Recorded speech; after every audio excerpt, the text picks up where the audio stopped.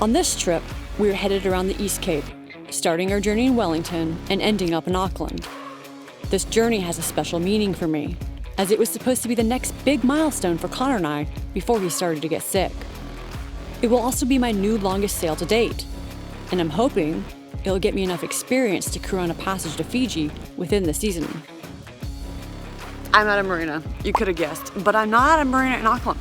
I'm at a marina in Wellington. So turns out I am joining a boat and I am freaking stoked, and please come along for the ride and enjoy. The East Cape is considered a big milestone, normally by sailors coming from the north, because it's their first exposure to the Southern Pacific swell, which can easily be a couple of meters tall. Up until when you round the Cape, you're protected from that swell, and it's swell and waves which make sailing dangerous, not the wind.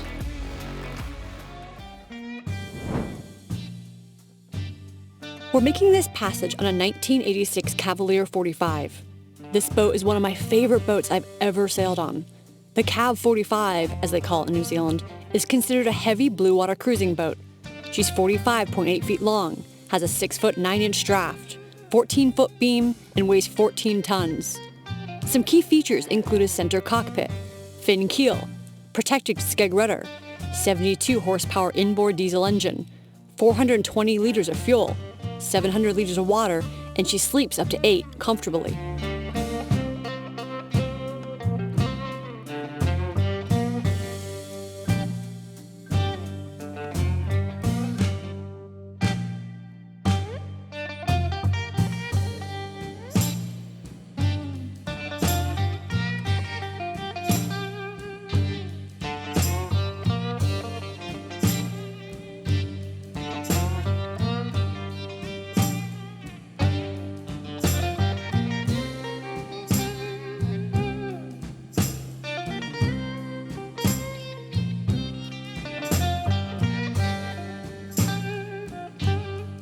There are two things about this boat that stand out to me. First, the design. Everything about this boat made sense and was thought through for long-term cruising. Plenty of storage in the right places, plenty of places to hold on when being thrown around at sea, and several areas where you can put quick access items you need on the fly. But the thing that really got me was the inside feel.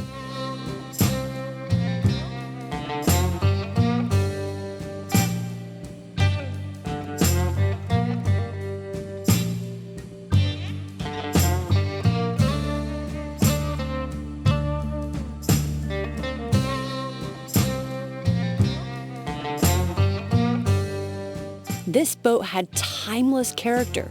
She was classy, sleek, and sophisticated.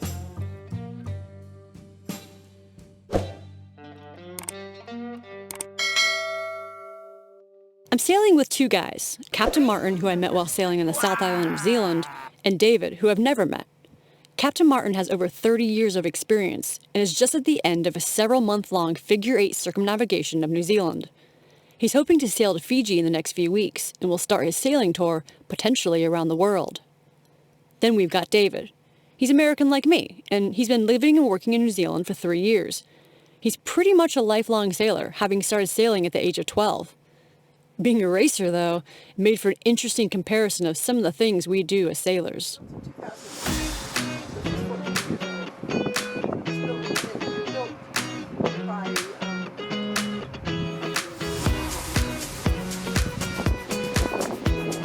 And we are off, finally but surely.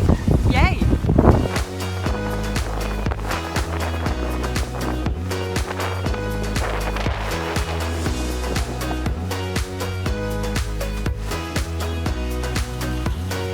Alright, this time we're actually off for real.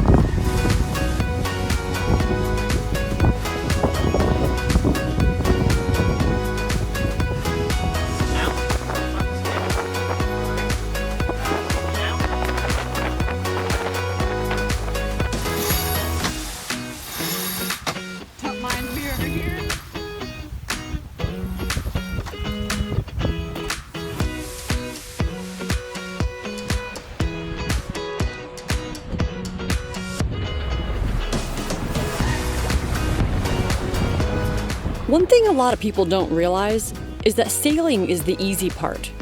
You don't interview for a sailing job and explain how you trim sails. Most people can make a boat move forward, turn right or left, within only a few hours of getting on a boat. No, it's not the trimming of the sails that you need to know, though it can definitely add some speed. It's seasickness and your ability to calmly deal with emergencies that's important. Because, well, every sailor knows that you haven't had a true sailing experience if nothing has gone wrong. And for me personally, every time we successfully dealt with an issue, I was able to add that experience to my sailing resume. So we have some sort of alarm that's been going off, just started recently, and it looks like maybe it's oil pressure or something like that. So yeah, let's hope we get this figured out fast.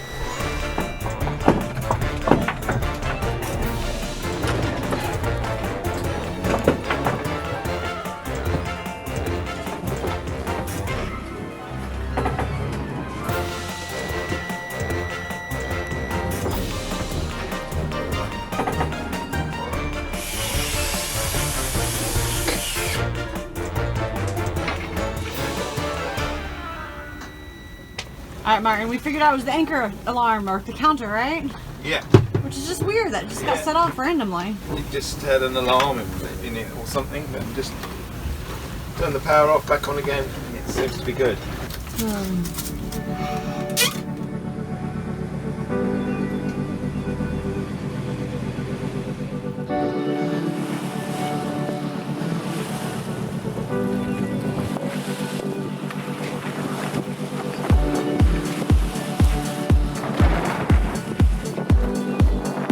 We were on top of the world. We'd figured out the issue, and we had beautiful sunset accompanied by dolphins.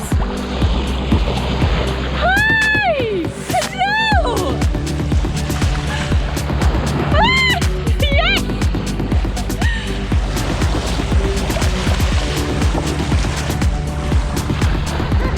Hell yeah! Woo!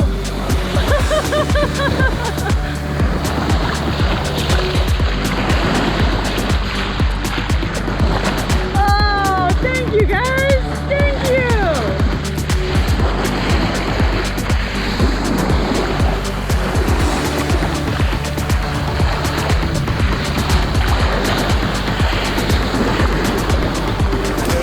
So the first day is ending and I have just finished my watch and I'm gonna go take a wee nap before I have to wake up. I think at midnight is my next watch, and yeah, it's been a lovely day. Day one has been fantastic.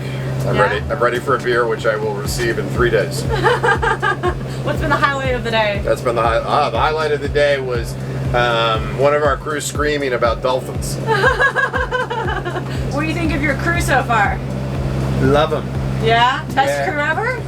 We are best crew ever. Well, that remains to be seen. I'll reserve judgment on that, but certainly you're up there. Hell yeah. We're having fun, that's the main thing. We're having a laugh.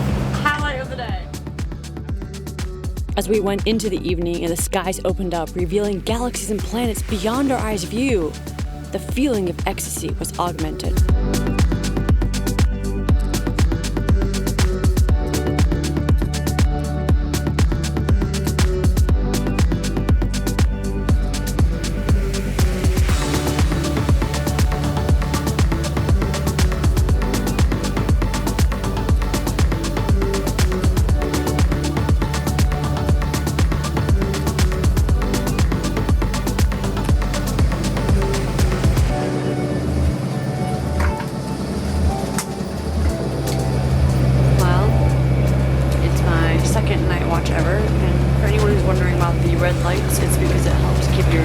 Preserve your night vision. It's freaking clear night. I don't know if I'm able to catch on camera, but it is beautiful stars. You can see the Milky Way. Not a bad night to be doing a night watch. I'm a little nauseated, but I'm doing alright. Yeah. Little did we know that the next day would test us in ways that were unexpected.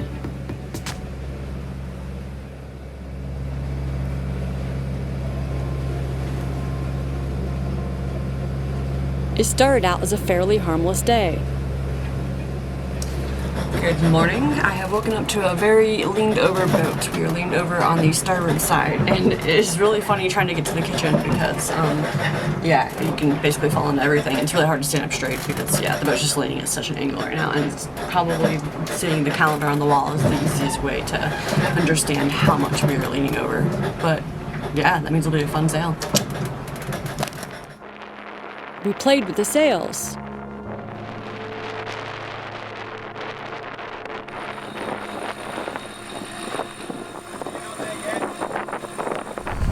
Well, it looks like it'll be another beautiful sunny day today. We're a bit off course, a bit more to starboard than we want to be. So we're pinching a bit, trying to get a little more port, but it's slowing us down, but it's all right. We're not really in any big hurry. Weather's beautiful. It's gonna be a nice day, I think. So, yeah.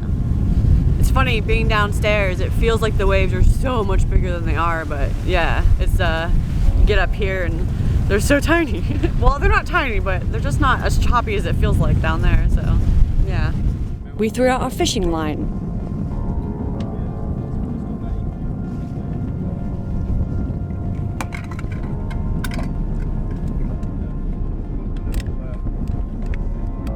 I sat down and did one of those emotional reflection videos.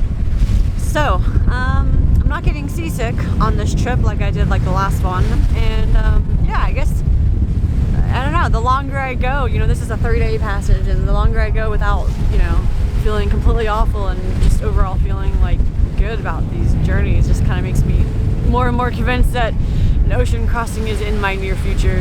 Hopefully near, we'll see, but in my future generally speaking. So yeah, it is still a little weird doing this without Connor, but yeah, it's been interesting. The crew is pretty cool, you know, we all get along and gotta do our own thing, cook good meals, and hang out and talk about life, the universe, and everything like you do when you're on a boat. And it's nice. It's pleasant. And Captain Martin made us fish curry. Ladies and gentlemen, here's our dear captain cooking for us once again. You're spoiling us. Curry tonight. Nice. Favorite. You know you're in the right boat when the captain's cooking for you every meal. Just kidding.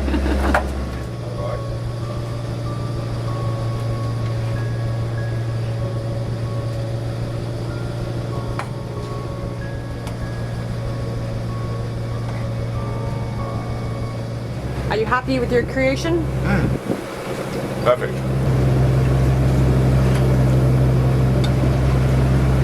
That's good. That's really good. As the night fell, it all began. Well, seems that there might be Norovirus on the boat, which kind of sucks.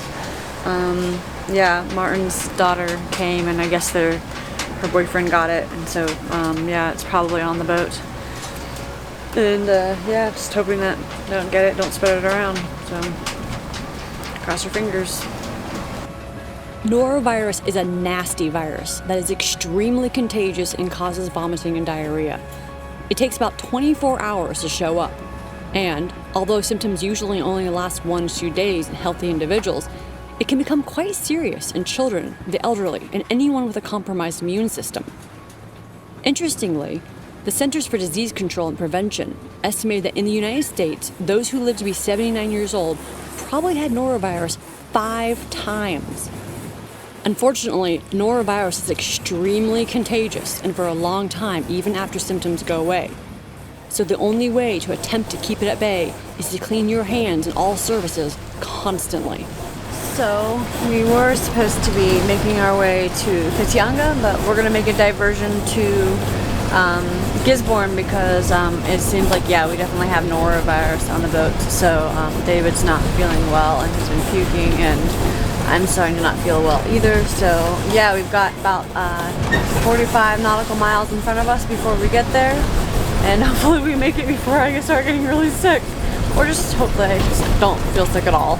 So yeah, I'm on 3 a.m. to 6 a.m. night watch, and the sun's just starting to come over now, and then I'll head to bed, and hopefully I'll wake up feeling like a freaking, spring fern. I hate idioms, and I hate lack of sleep. Alright, see you guys.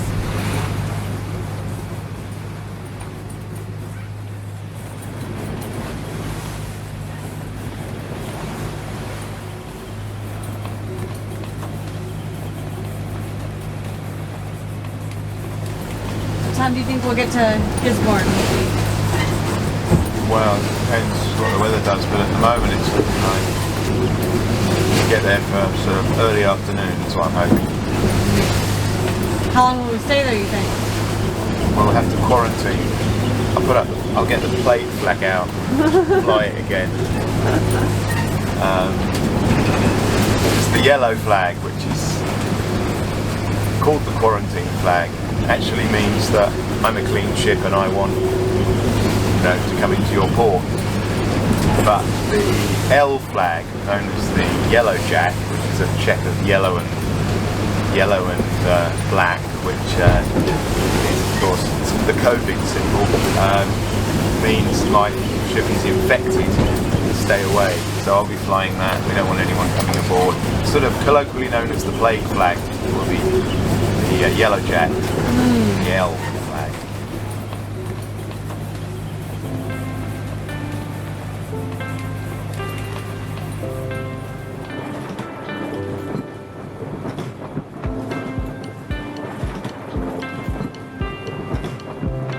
David and I both agree that the captain made a very good call to go into the next port. If we were to lose even one crew to the virus, the watches would become longer and more frequent. Then those remaining would be more tired and worn out. And then they would be more susceptible to the virus. Theoretically, we could just pull into any anchorage we found along the way if it got bad. But instead, he pulled into Gisborne, which had resources, showers, bathrooms, and a comfortable marina berth. And it wasn't just a simple decision. We'd have to divert inland 20 nautical miles, and we had to be in Auckland in a few days.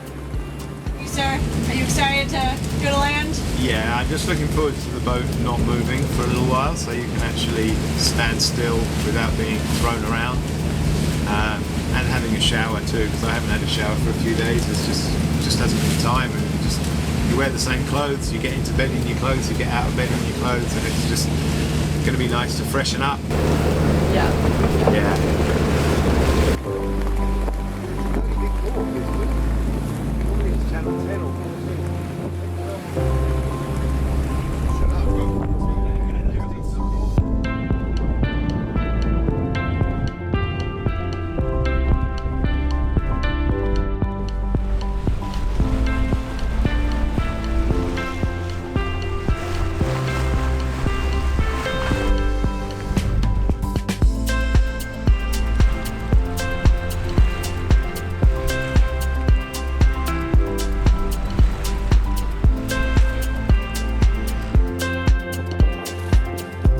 In this moment, I remembered something I'd heard almost exactly a year prior when Connor and I were thinking about doing this very same passage around the East Cape.